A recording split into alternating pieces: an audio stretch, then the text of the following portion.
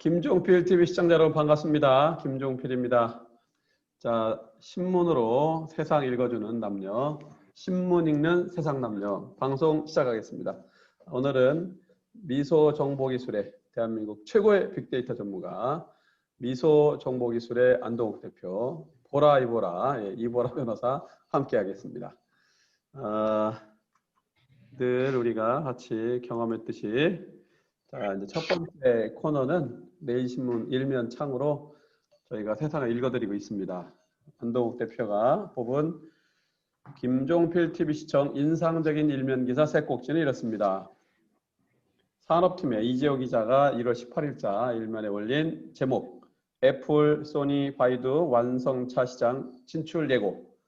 자, 두 번째 기사는 정책팀의 장세풍 기자가 1월 19일자에 올린 사이버 공간으로 숨어든 마약, 일반인 노린다. 자, 세 번째 꼭지는 정치팀 이명한 기자가 1월 22일자 내일신문 임면에 올린 확진자 줄고 여권 지지율 올랐다. 정권 견제 여론도 움직일까? 라고 하는 제목의 기사입니다. 우리 안동욱 대표가 친절하게 브리핑 시작하겠습니다. 네, 안녕하십니까. 오늘도 또 잊지 않고 돌아왔습니다. 네, 또 다양한 주제 이제 그 기사들이 있는데요. 매번 하듯이 제가 재밌게 화면을 좀 공유해서 이렇게 전달해 드리도록 하겠습니다. 지금 어쨌든 저희도 IT에 하는 사람이라 이런 산업 변화에 좀 민감할 수밖에 없는데요. 자동차 시장이 이제 일반적인 완성차 시장의 전통적인 기업들의 시장이 아니라 다양한 플랫폼 비즈니스의 융합 시장으로 지금 변하고 있습니다. 그래서 이제 IT 기업들이 완성차 시장에 진출을 예고를 했다. 이건 뭐 이미 예고가 되어 왔던 건데 이번에 CES 통해서 발표되는 것들도 있고요. 그래서 글로벌 자동차 산업 생태계가 변화가 일어난다고 합니다. 최초로 이제 보시면 애플 완성차가 이제 전기차 출시를 계획하고 있죠. 또 준비하셨네요. 그런 차가 나올 거라고 이제 컨셉 형태니까 네네. 어쨌든 이제 이런 플랫폼이 완성되면은 소프트웨어라든가 완성 조립 형태로 출시되는 거는 이제 얼마 남지 않았다라고 보여지고요. 그리고 이제 소니가 또 이제 발표를 합니다. 이번 CES 2021에서 비전 S 프로타입이 이제 그 발표가 됐는데 꽤 잘 소개가 되고 있는 것 같더라고요. 소니도 좀 이 분야에서 조용하는가 싶더니 CES 통해서 중요한 발표를 했습니다. 그리고 이제 중국도 여기서 빠질 수가 없는데 중국 지리자동차에서 바이두 자동차를 이제 합작해서 설립을 했는데요. 바이두가 이제 중국 지리자동차가 합작을 해서 지금 한참 이 도로주행 테스트를 하고 있는 걸로 보여지고 있습니다. 그러니까 향후 자동차 사업이 하드웨어 플랫폼, 소프트웨어 플랫폼, 생산 통합의 영역으로 나눠지는데요. 이제 하드웨어 플랫폼 같은 경우에는 말 그대로 이제 완성된 플랫폼의 자동차의 모양이 아니라 여기에 무엇이든 얹을 수 있게끔 이제 물리적인 어떤 플랫폼이라고 이제 얘기를 하고 있죠. 이런 플랫폼 시장이 하나가 도래할 거고 여기에 자동차를 실제로 운영 가능하게 만드는 이제 두뇌의 역할이죠. 소프트웨어 플랫폼이 이제 나오는데 이러한 것들을 부품 조립 이런 회사들이 하드웨어 플랫폼과 소프트웨어 플랫폼을 합쳐서 이제 완성차를 만드는 이런 시장으로 앞으로 이제 시장이 변화한다 이런 얘기고 그래서 IT를 하는 큰 기업들이 자동차 시장에 뛰어들 수 있는 다양한 공간이 마련됐다. 이제 시장이 급변하는 거죠. 이제 그래서 완성차 업계는 이제 전자 IT 기업과 협력하여서 소프트웨어 역량 내재화에 힘을 써야 됩니다. 이제 갈고 닦고 조이고 이런 시장이 아니라 다양한 소프트웨어의 협업 그리고 플랫폼 비즈니스 그러다 보면은 결국에는 완성차 업체가 협력하겠지만 빅테크 회사가요 소프트웨어 플랫폼의 지배력이 훨씬 더 커질 거다라는 전망을 하고 있습니다. 네, 첫 번째 기사는 여기까지입니다. 깔끔합니다. 뭐 그래픽도 이쁘고요. 자, 두 번째 꼭지로 넘어갑니다.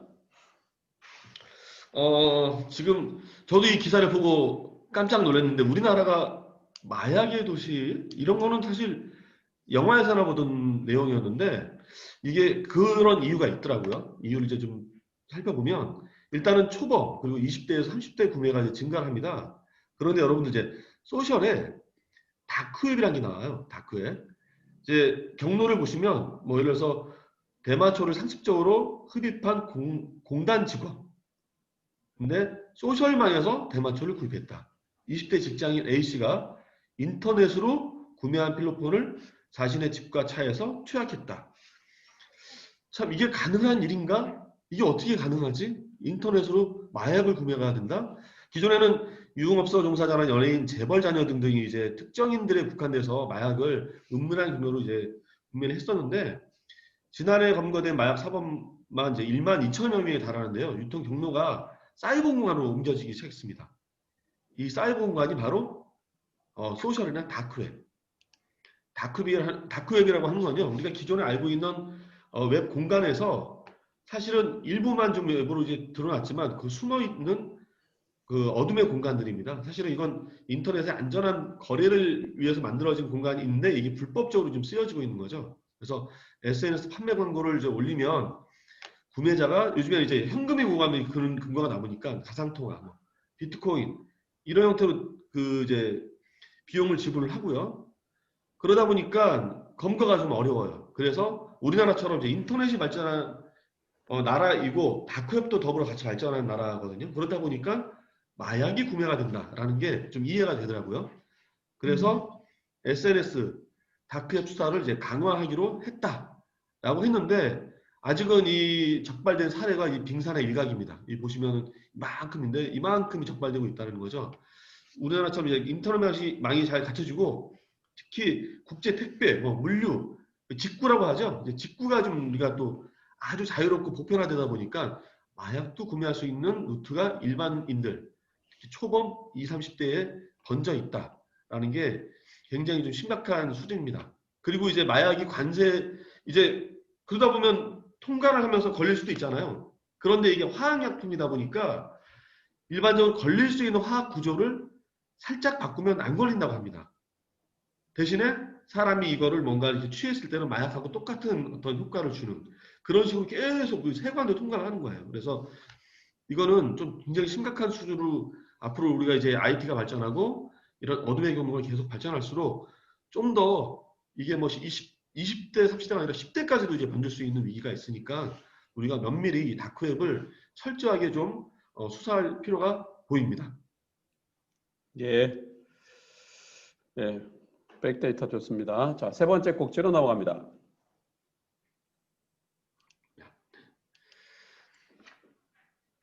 지금 이제 보궐선거도 남겨두고 하다 보니까 내년에 또 이제 큰 선거가 있고요. 그래서 여권과 야권에 대한 어떤 힘싸움이 다양한 여론에 의해서 조금씩 좌지우지하고 그 부동표들이 왔다 갔다 하고 있는데 아무래도 지금 시점에서는 이 방역을 얼마나 잘 하느냐, 그 방역의 역효과로 소상공인이라든가 이런 민생의 어떤 어려움들을 얼마나 치유하느냐 이게 사실은 표심인데요.